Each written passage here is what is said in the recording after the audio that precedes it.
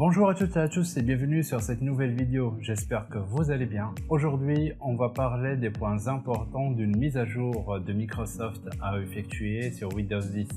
Autrement dit, la première mise à jour effectuée par Microsoft cette année. Alors que d'habitude, elle effectue les mises à jour tous les 6 mois, c'est-à-dire le mois d'octobre et avril. Donc il y a deux principales mises à jour que Microsoft applique, mais cette année, il y a eu du retard et la mise à jour va être appliquée ce mois de mai 2019. Et c'est la raison pour laquelle le nom de la mise à jour ne va pas être appliqué avec le nom du mois, contrairement aux habitudes des mises à jour de Microsoft. Mais ils ont mis un nom différent, 19H1 ou la version 1903. Tout cela sont des nominations de mise à jour sur lesquelles on va parler aujourd'hui. Ainsi, si vous voyez ce terme sur n'importe quel site ou forum, vous ne dites pas que ce n'est pas une mise à jour officielle de Windows. En global, c'est une question de retard par Microsoft pour tester les nouvelles mises à jour et les fiabiliser, afin que votre système soit plus fluide et avec une absence maximum de problèmes que vous pouvez rencontrer après cette mise à jour. Ainsi, grâce à ces mises à jour continues, elles se concentrent principalement sur Windows 10. Car si vous ne le savez pas, Windows 7 ne va plus tarder de disparaître et il ne va plus être supporté par Microsoft dans les jours à venir. Il se concentre sur Windows 10 principalement, puisque plus de 8 millions d'utilisateurs dans le monde ont basculé sur la dernière version de Windows, chose qui est énorme. Alors si vous voulez voir la dernière mise à jour appliquée par Microsoft, regardez la vidéo jusqu'au bout.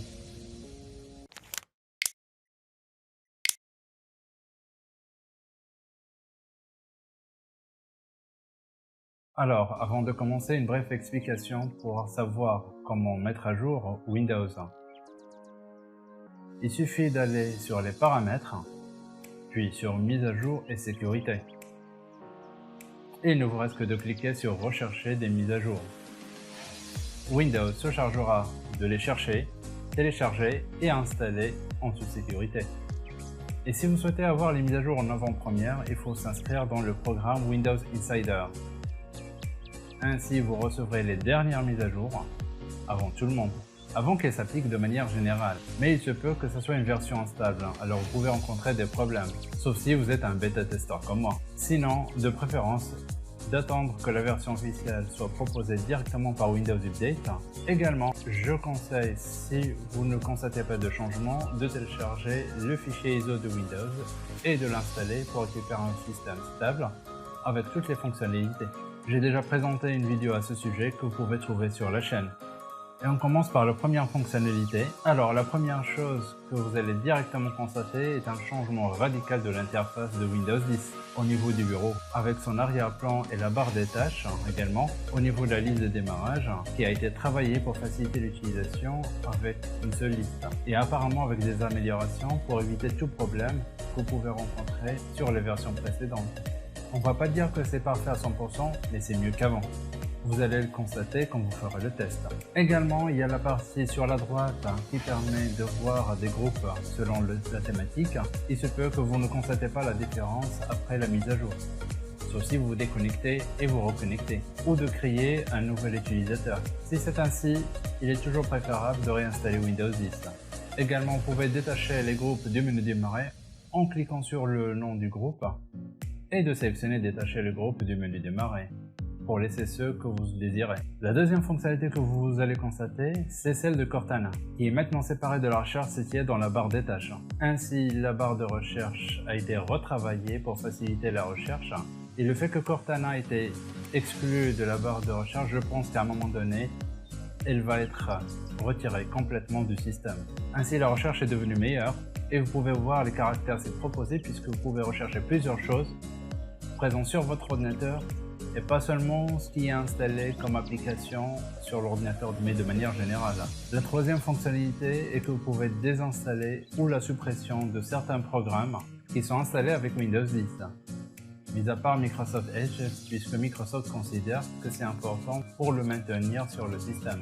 Mais pour certains programmes inclus, comme Skype ou Paint 3D, ou n'importe quel programme qui vous intéresse pas, vous pouvez le désinstaller en faisant un clic droit et le désinstaller complètement. La quatrième fonctionnalité et que vous allez constater un choix dans le raccourci paramètres qui va vous permettre d'ajuster l'éclairage de votre écran comme vous le souhaitez, que ce soit un PC bureau ou un PC portable. La cinquième fonctionnalité est que vous allez constater que l'arrière-plan fourni avec cette mise à jour est plus simple et surtout très agréable à vue d'œil. Je pense que c'est pour éviter de fatiguer les yeux, contrairement à l'ancienne qui était plus sombre, même si on ne va pas rester tout le temps dessus, mais cela dit, c'est mieux que celle d'avant. La sixième fonctionnalité est une fonctionnalité très importante. Beaucoup de personnes m'ont contacté pour des problèmes de chargement à 100% de leur disque dur. Et l'un des problèmes majeurs, c'était celui de Windows Update, qui ne s'arrêtait pas. Donc officiellement, Microsoft a mis la possibilité d'arrêter provisoirement les mises à jour sur Windows 10, que ce soit pour les télécharger, les installer ou les rechercher. Pour cela, il suffit d'aller dans les paramètres de sécurité, mais il faut savoir qu'elle n'est disponible que sur certaines versions comme Windows 10 Pro et Windows 10 Enterprise. Possible qu'elle soit également sur Windows 10 Home, puisqu'il y a plusieurs utilisateurs dessus. Mais réellement, c'est la mise à jour qui va satisfaire tout le monde et qui va éviter de tourner certains paramètres Windows 10 en arrière-plan sans que vous le sachiez et que vous programmez pour le faire quand vous le désirez. Également, et on va dire que c'est la septième fonctionnalité, vous pouvez avoir une icône dédiée pour les mises à jour dans la barre des tâches. Il suffit d'aller toujours dans les paramètres avancés, puis dans mise à jour et sécurité, et de cliquer sur options avancées. Et vous pouvez cocher la case notification de mise à jour. Cela va afficher une notification lorsque votre PC nécessite un redémarrage pour terminer la mise à jour. Si vous le faites, vous aurez l'icône qui se présente en bas à côté de l'heure pour vous informer si une mise à jour est présente à ce moment-là ou non. Pour la huitième fonctionnalité qui peut être indésirable pour certains qui n'ont pas beaucoup de capacité sur leur disque dur, c'est que Microsoft va allouer 7 Go de votre mémoire de stockage sur laquelle Microsoft va stocker des données à fur et à mesure dans le futur qui permettront la mise à jour de votre système Windows. Et Microsoft annonce que c'est surtout pour éviter des erreurs de mise à jour et de demander aux utilisateurs de faire beaucoup de manipulations complexes pour corriger les problèmes. Donc, c'est une manière pour Microsoft de fiabiliser et faciliter les mises à jour de manière rapide et sécurisée. La neuvième fonctionnalité est celle de Windows Sandbox. C'est une interface virtuelle de Windows 10 sur Windows 10 que vous pouvez utiliser. Une bonne chose puisque cela vous permet de tester des programmes ou des codes sur Windows Sandbox séparément de Windows 10 que vous utilisez. L'utilité est que vous pouvez tester des programmes et voir s'ils ne sont pas infectés par des virus ou s'il va créer un problème sur votre système par exemple, au lieu de le faire directement sur votre système Windows et avoir des problèmes par la suite. Ainsi, dès sa fermeture, il va se réinitialiser et vous pouvez le relancer pour tester à nouveau dessus. La deuxième fonctionnalité est par rapport à l'écran de la mort, l'écran bleu ouvert qui s'affiche sur Windows 10 ou n'importe quelle version Windows précédente, qui ne nous permet pas des fois de savoir la raison exacte du problème. Et vous redémarrez simplement l'ordinateur sans savoir si c'est un problème matériel ou logiciel, ou un virus, etc. Eh bien, Microsoft a mis et mettra à jour les messages réels du problème avec des messages plus explicatifs, par exemple s'il y a un problème sur un jeu, ou saturation de mémoire, ainsi de suite. Donc attendez-vous à mieux connaître la nature du problème que vous avez rencontré sur votre ordinateur. Et ça, c'est une bonne chose également. Une excellente initiative par Microsoft, surtout que tout utilisateur de Windows n'est pas forcément un expert pour déchiffrer les anciens messages. La 11e fonctionnalité est un mélange de plusieurs fonctionnalités appliquées sur le Notepad ou bloc-notes.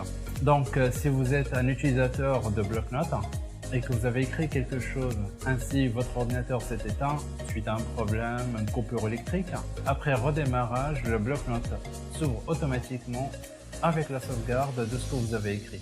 Donc Microsoft a clairement mentionné que suite à ces mises à jour, même si votre travail est interrompu, vous pouvez le reprendre dès que le PC s'allume à nouveau et se remet sur le bloc-notes directement. Également, si vous utilisez le bloc-notes et que vous ajoutez quoi que ce soit, vous remarquerez l'étoile à côté du nom du fichier. Cela signifie que vous avez importé des modifications sur le fichier initial. Mais si vous enregistrez, l'étoile va disparaître. Une excellente chose car des fois il arrive qu'à l'ouverture du bloc-notes, on appuie par erreur sur une touche et on peut copier un texte en erreur. et cela ne permet pas de savoir si j'ai apporté une modification au fichier. Donc faites attention si l'étoile s'affiche ou pas à côté du nom de votre fichier.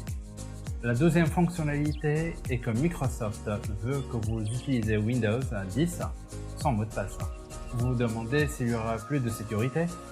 Non, il y aura toujours des sécurités, sera sécurisé à travers votre smartphone, avec un SMS pour les nouveaux utilisateurs, sinon optionnel pour les anciens utilisateurs qui souhaitent l'activer ou pas.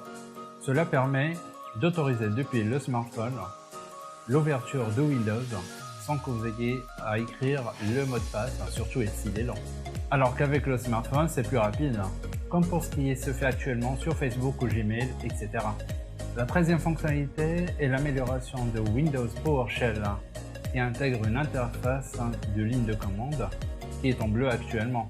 Alors vous pouvez changer les propriétés, police, couleur, ou agrandir ou réduire la fenêtre de PowerShell en appuyant sur le bouton contrôle de votre clavier et faire scroller ou rouler le bouton de la souris pour agrandir ou réduire, comme pour ce qu'on fait au niveau du navigateur.